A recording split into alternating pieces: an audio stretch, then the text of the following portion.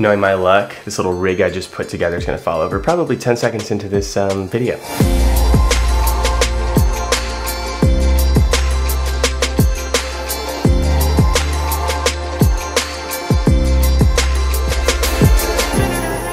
Hey guys, how's it going? Today I wanted to talk to you guys about time lapses, something that over the years I've kind of had a love and hate relationship with. Time lapses are really good for showing time passing in your video, or maybe like an overnight. In travel videos and vlogs, people can use them to show like an overnight sequence happening, or perhaps during the day if you're there's a gap in your video. I think it's a good way to show time changing. I think they can also be really flashy as well. The downside is they take time. A lot of times you have to set up your camera and you leave it there for a little while and can't use your camera. So I actually have an extra camera body now that I use for a lot of photos and a lot of time lapses, because I can just set it up off to the side and I can get other shots with my camera. And for the longest time that was the A6300. Now I've upgraded to the A7 III, and with that comes the removal of the PlayMemories app, which if you're a Sony user, it was an app built into the camera that allowed you to do time lapses and build the video right in your camera, which is really cool because you didn't have to assemble 1,500 photos or whatever in post, which is super, super useful. I have a little tip for that, but I'm gonna jump into the more generic stuff first because perhaps some of you guys watching aren't Sony A7 III users. So the first thing to make your time lapses look better is shutter speed. I know in a lot of beginner videos and a lot of beginner time lapses, your shutter speed is probably cranked up way, way, way higher than it should be. This is actually the case for time lapses and video. I've talked about this in the last video I did about ND filters. I think when you're a beginner filmmaker, a lot of times people don't have the ND filter on the front, which I think is the difference between shooting amateur video and shooting professional looking video. I think that cinematic quality comes with using ND filters because you need to keep your shutter speed down. I won't dive too much into that because I talked about it in another video. I'm just saying ND filters are essential for shooting video, but I actually think they're essential for shooting time lapses as well. If you're shooting during the day at least. If you're shooting at night, you don't need an ND filter, but if you're shooting during the day and you're shooting a time lapse, extremely crucial. I use ND filters from Aurora Aperture. I talked about them in my previous video as well. I've used so many ND filters over the year, Tiffin, some other higher end ones, and I've not really liked any of them. Reason being because if you over crank it and you turn it up too much and make it too strong, it puts this horrible X through your video or terrible vignetting, and the video footage is essentially kind of ruined. They came out with some new ND filters now, which I think has made them even better.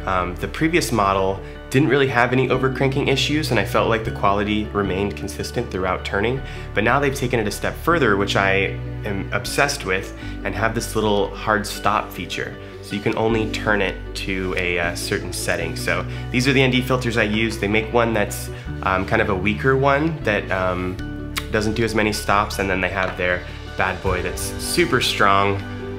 This might be better for shooting super, super bright during the day. Maybe you're shooting at noon, even though you should be shooting near golden hour. If you're shooting at noon, something like this is super helpful. Using the ND filter, basically I would recommend to keep the shutter speed for shooting time lapses under 1/30 or so. If you start to get above that, I feel like there's not as much blur in the shots, and the time lapses I don't think look as good. So for most of the time lapses I do, the shutter speed is between maybe 1 second and like maybe 1/20 at the most, 1/30 or so. And you'll see that in some of the time lapses I'm about to show you guys. You'll see how smooth everything is. I think it just looks so, so much better. People moving kind of have this little blur to them, and it just makes the time lapses look so much better.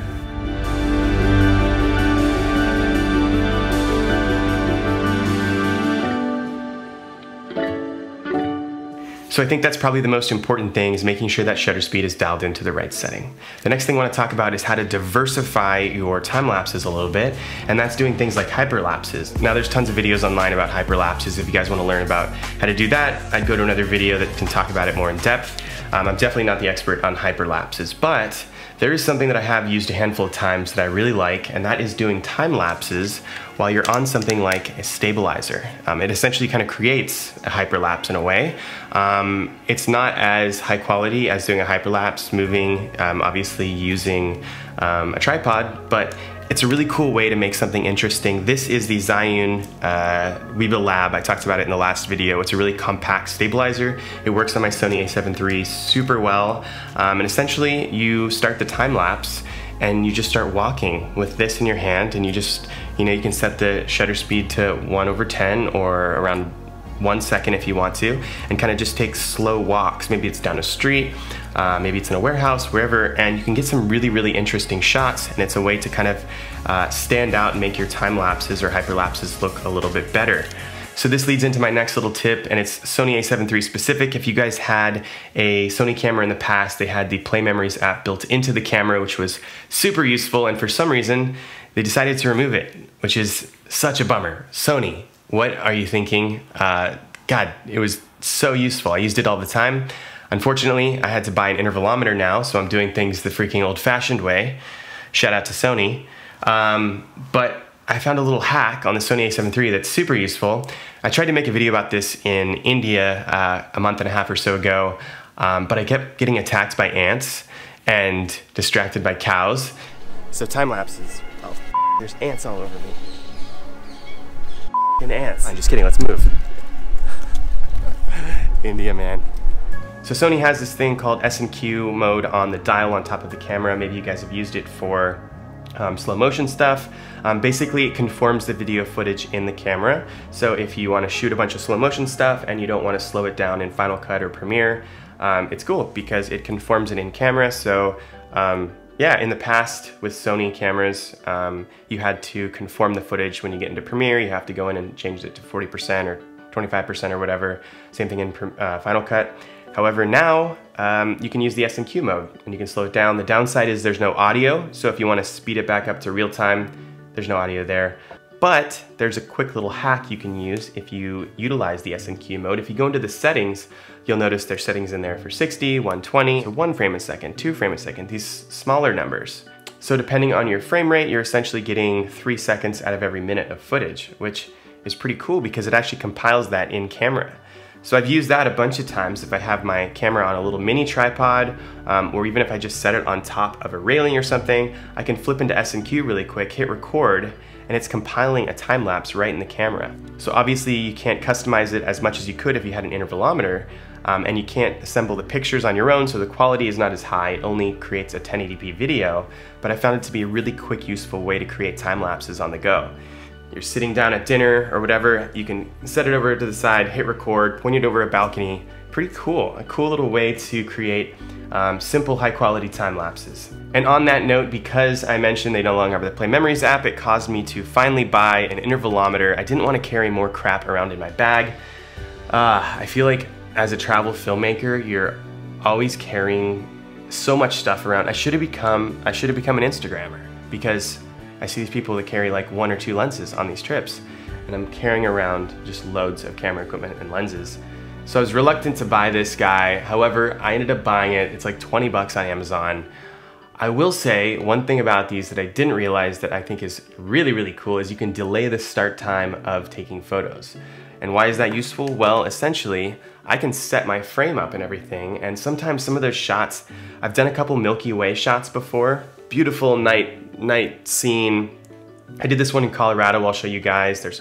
Or like maybe in the Lofoten Islands with the aurora. Well, you can delay the camera with an intervalometer and have it start recording in like 2 hours or 3 hours or 4 hours, or even set it up on your balcony in your hotel room, point it out at some beautiful landscape, delay it for an hour or 2 until sunset happens, and you don't even have to be there and it'll just start going, which is super cool. I don't know why I didn't know this. This is like a game changer to me, which is probably sad because I think intervalometers have been around forever, but I never used it because I used the PlayMemories app. So anyways, intervalometer, 20 bucks.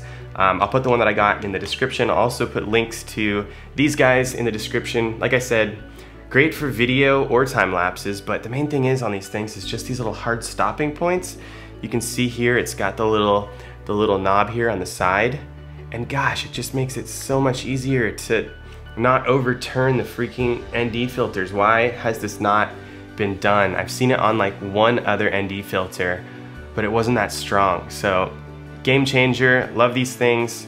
Hopefully you guys can go out there and make more time lapses. And yeah, I will see you guys very soon. Remember to like and subscribe this video if you guys want to see more content.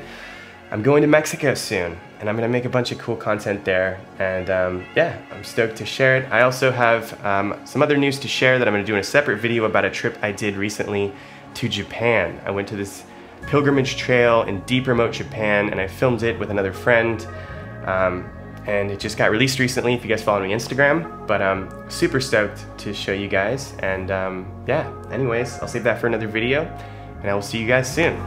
Later, guys.